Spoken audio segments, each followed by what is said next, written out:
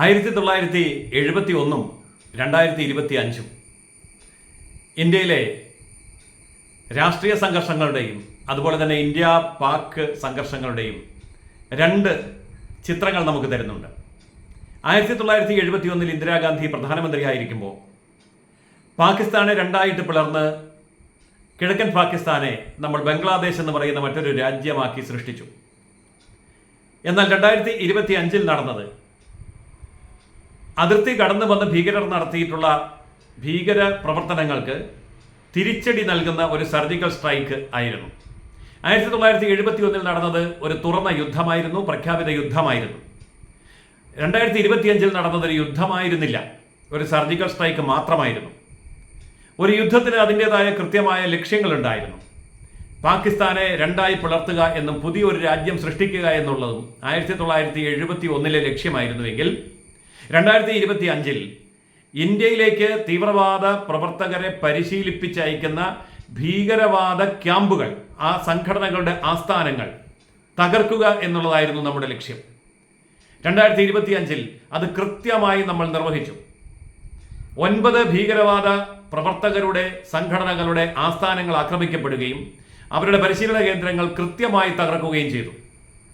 അവിടെ ഒരു സാധാരണക്കാരനായ പാകിസ്ഥാനിയുടെയും ജീവൻ നമ്മൾ എടുത്തില്ല. ഒരു നാശനഷ്ടവും മറ്റുള്ള വസ്തുവകകൾക്ക് ഉണ്ടാക്കിയില്ല. കൃത്യമായി ടാർഗറ്റ് ചെയ്ത അതേ ഭാഗങ്ങൾ, അതേ കെട്ടിടങ്ങൾ, അതേ ആളുകൾ, അതേ വ്യക്തികൾ, അതേ ഭീകര പ്രവർത്തകരുടെ നേതാക്കൾ മാത്രം ടാർഗറ്റ് ചെയ്യപ്പെട്ടു, കൊല ചെയ്യപ്പെട്ടു. എന്നാൽ അതിന് പാകിസ്ഥാൻ പട്ടാളം നടത്തിയ തിരിച്ചടി, പട്ടാളം നേരിട്ടാണ് ചെയ്തത്, ഭീകരവാദികളല്ല. ഇന്ത്യക്ക് നേരെ 100 കണക്കിന് ഡ്രോണുകളും മിസൈലുകളും അയച്ചു. അതിൽ ഒരെണ്ണം പോലും ഇന്ത്യയുടെ മണ്ണിൽ വീഴാതെ പ്രതിരോധിക്കാൻ ഇന്ത്യക്ക് സാധിച്ചു. പാകിസ്ഥാന്റെ കൈവശമുണ്ടായിരുന്ന ചൈനയുടെയും തുർക്കിയുടേതുമായ സകല ആയുധങ്ങളും പ്രയോഗിച്ചു എങ്കിൽ പോലും അവയ്ക്കൊന്നും ഇന്ത്യയുടെ അതിർത്തി കടക്കാൻ സാധിച്ചില്ല. ഇത് മാത്രമല്ല, കേവലം 4 മണിക്കൂർ കൊണ്ട് കറാച്ചി മുതൽ പാക് ഒക്കുപൈഡ് കാശ്മീർ വരെ, അതായത് തെക്ക് മുതൽ വടക്കേ അറ്റം വരെ വിവിധ മേഖലകളിൽ ഇന്ത്യ നടത്തിയ പ്രത്യാക്രമണം അതിഗംഭീരവും അതീവ ശക്തവുമായിരുന്നു. പാകിസ്ഥാന്റെ മുഴുവൻ എയർബേസുകളും നമ്മൾ നിശ്ചലമാക്കി. അവിടുത്തെ മുഴുവൻ റഡാർ സംവിധാനങ്ങളും തകർത്തു, വ്യോമ പ്രതിരോധ സംവിധാനങ്ങൾ തകർത്തു, അവരുടെ ആയുധപ്പുരകൾ അടക്കം ആക്രമിക്കപ്പെട്ടു. ഒരു വിമാനത്തിന് പോലും പറന്നുയരാൻ കഴിയാത്ത വിധത്തിൽ അവരുടെ എയർബേസുകളിലെ റൺവേകൾ കിണറ് കുഴിക്കും പോലെ നമ്മൾ കുഴിച്ചു, നമ്മുടെ ബ്രഹ്മോസ് മിസൈൽ ഉപയോഗിച്ച്. അങ്ങനെ അനങ്ങാൻ വയ്യാത്ത വിധം പാകിസ്ഥാനെ നമ്മൾ പിടിച്ചു കെട്ടി എന്നുള്ളതാണ് വസ്തുത. അപ്പോഴാണ് പാകിസ്ഥാൻ വെടിനിർത്തലിന് വേണ്ടി അപേക്ഷിക്കുന്നതും ആ വെടിനിർത്തൽ കരാർ എന്നൊന്നും പറയാനില്ല എങ്കിൽ പോലും ആ അഭ്യർത്ഥന നമ്മൾ അംഗീകരിച്ചുകൊണ്ട് 48 മണിക്കൂർ സമയത്തേക്കുള്ള ഒരു വെടിനിർത്തൽ നിലവിൽ വന്നതും. ഇത് യുദ്ധത്തിൻ്റെ അവസാനമല്ല, ഓപ്പറേഷൻ സിന്ദൂർ അവസാനിച്ചിട്ടില്ല എന്ന് നമ്മുടെ സൈനിക മേധാവികൾ വ്യക്തമാക്കുകയും ചെയ്തു. അതായത് ഇന്ന് നടക്കുന്നതായ ചർച്ച പരാജയപ്പെടുകയാണ് എങ്കിൽ ഓപ്പറേഷൻ സിന്ദൂർ തുടരും, യുദ്ധം തുടരും. അപ്പോൾ അതൊരു ഔപചാരികമായ യുദ്ധമായി പ്രഖ്യാപിക്കപ്പെടുമോ ഇല്ലയോ എന്നുള്ളതൊക്കെ ഇന്നത്തെ ചർച്ചയ്ക്ക് ശേഷം മാത്രമേ അറിയാൻ കഴിയൂ. പക്ഷേ ഇവിടെ നമ്മൾ മനസ്സിലാക്കേണ്ട ഒരു കാര്യമുണ്ട്.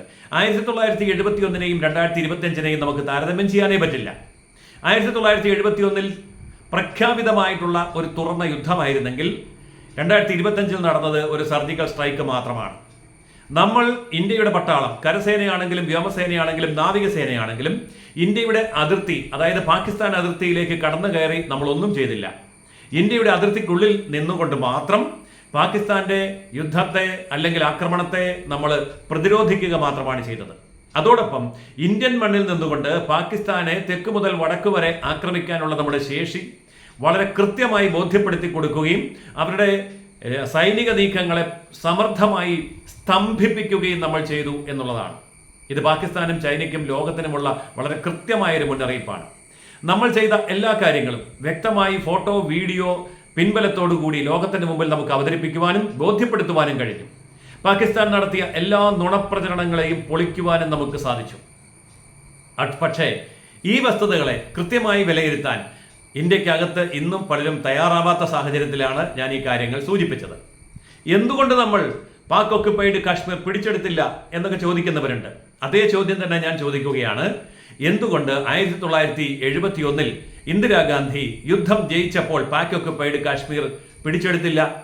എന്തുകൊണ്ട് ധാക്ക തുറമുഖം നമ്മുടേതാക്കിയില്ല? എന്തുകൊണ്ട് കറാച്ചി തുറമുഖം പിടിച്ചെടുത്തില്ല? പിടിച്ചെടുക്കാമായിരുന്നല്ലോ. അതൊക്കെ പോട്ടെ, നമ്മുടെ പശ്ചിമ ബംഗാളിൽ നിന്ന് വടക്ക് കിഴക്കൻ സംസ്ഥാനങ്ങളിലേക്ക് നമ്മൾക്ക് കടക്കുന്ന ഇടനാഴിയുണ്ടല്ലോ, ഇന്ത്യയുടെ ഭൂപടം ഒന്ന് സൂക്ഷിച്ചു നോക്കൂ, എത്ര നേർത്ത വീതി കുറഞ്ഞ ഇടനാഴിയാണ്. ആ ഇടനാഴി ഒന്ന് വീതി കൂട്ടിയെങ്കിലും നമുക്ക് വടക്ക് കിഴക്കൻ സംസ്ഥാനങ്ങളിലേക്കുള്ള ഹൈവേയും റെയിൽവേയും മറ്റു സംവിധാനങ്ങളുമൊക്കെ ഒന്ന് വിപുലമാക്കി കൂടായിരുന്നോ ഇന്ദിരാഗാന്ധിക്ക്? എന്തുകൊണ്ട് ചെയ്തില്ല? അപ്പോൾ ഇന്ദിരാഗാന്ധി ഇടനാഴി വികസിപ്പിക്കാത്തത്, ഇന്ദിരാഗാന്ധി ധാക്ക തുറമുഖവും കറാച്ചി തുറമുഖവും പിടിച്ചെടുക്കാത്തത്, ഇന്ദിരാഗാന്ധി പാക് ഒക്കുപൈഡ് കാശ്മീർ എന്ന് പിടിച്ചെടുക്കാത്തത് എന്തുകൊണ്ടെന്ന് ചോദിച്ചാൽ യുദ്ധത്തിന്റെ ലക്ഷ്യം അതൊന്നുമായിരുന്നില്ല. ഓരോ യുദ്ധത്തിനും ഓരോ ലക്ഷ്യമുണ്ട്, ഓരോ ആക്രമണത്തിനും ഓരോ ലക്ഷ്യമുണ്ട്. ഇന്ദിരാഗാന്ധിയുടെ ലക്ഷ്യം പാകിസ്ഥാനെ രണ്ടായി പിളർത്തുക എന്നുള്ളത് മാത്രമായിരുന്നു. അതുകൊണ്ടാണ് ബാക്കി ഭൂപടങ്ങളൊന്നും മാറ്റി വരയ്ക്കാതെ ഭൂപടം പഴയതുപടി നിലനിർത്തിക്കൊണ്ട് കിഴക്കൻ പാകിസ്ഥാനെ ബംഗ്ലാദേശാക്കി മാത്രം മാറ്റിയത്. ഇത് തന്നെയാണ് നരേന്ദ്രമോദിയുടെ കാലത്തും 2025 ചെയ്തത്.